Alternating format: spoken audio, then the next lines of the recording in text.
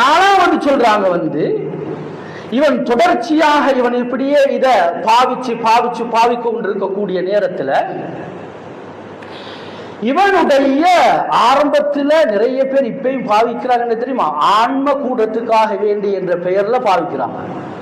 ஆனா ஆரம்பத்தில் அது சூட்டமில்லாக விளங்கினாலும் காலப்போக்கில் என்ன தெரியுமா நடக்கும், ஆண்மைய முழுமையாக இல்லாமலாக ஆக்கிடும். இன்றைக்கு அதிகமாக நாங்க பார்க்கிறோம், இது எங்க சமூகத்தில் பார்க்கிறோம். ஆரம்பத்தில் பாதிப்பாக இருக்கும், அது காலப்போக்கில் ஒரு 6 மாசம் 7 மாசம் 8 மாசம் பாதிக்கக்கூடிய நேரத்தில் முழுமையாக ஆண்மை இழந்தவர்களாக வாலிபர்கள் மாறுறாங்க.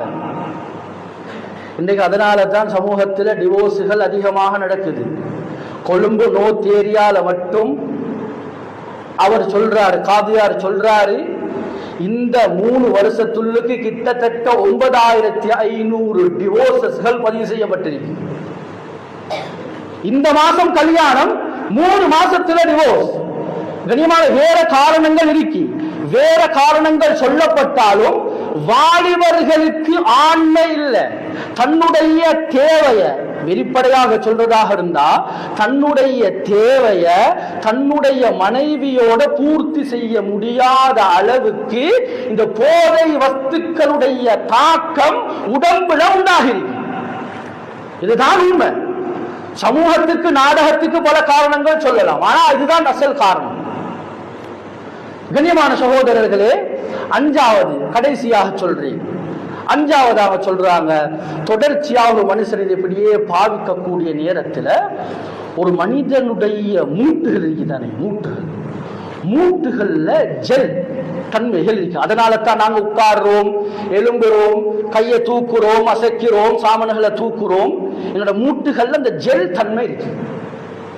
சொல்றாங்க, தொடர்ச்சியாக இதை பாவிக்கக்கூடிய நேரத்தில் வாலிபர்களாக இருந்தாலும் சரி, வாலிப பெண்களாக இருந்தாலும் சரி, யாராக இருந்தாலும் சரி, இந்த ஜெல் தன்மைக்கு தானே இது முழுமையாக அவர்களுடைய உடம்புல இல்லாம போகும். இல்லாம போன நிறைய வாலிபர்களை நாங்க பார்த்துருப்போம். அவங்களுக்கு பாருங்க, பஜாருக்கு போனா ஹார்டான வேலை செய்யலாம். சொல்றாங்க, அதில் வேலையோடு கேட்டுட்டாங்க, ஆனா பாரம் இல்லாத ஹார்ட் இல்லாத வேலையா இருக்கு. தூக்குற வேலைகள் செய்யலாம், ஸ்டோர்ல வேலை செய்யலாம். ஏன்? இந்த போதை வஸ்துக்களை பாவிச்சு அந்த ஜெல் தன்மை இல்லாம போயிட்டு அல்லாஹ் பாதுகாக்கணும். காலப்போக்குல தரிஹல் ஃபிராஷ், பெட்டோட வாழக்கூடிய நிலைமையும் உண்டாகும். அல்லாஹ் பாதுகாக்கும். கண்ணியமானவர்களே, இப்படி இன்னும் 15 விதமான நோய்களை பட்டியல் படுத்தி இருக்கிறாங்க.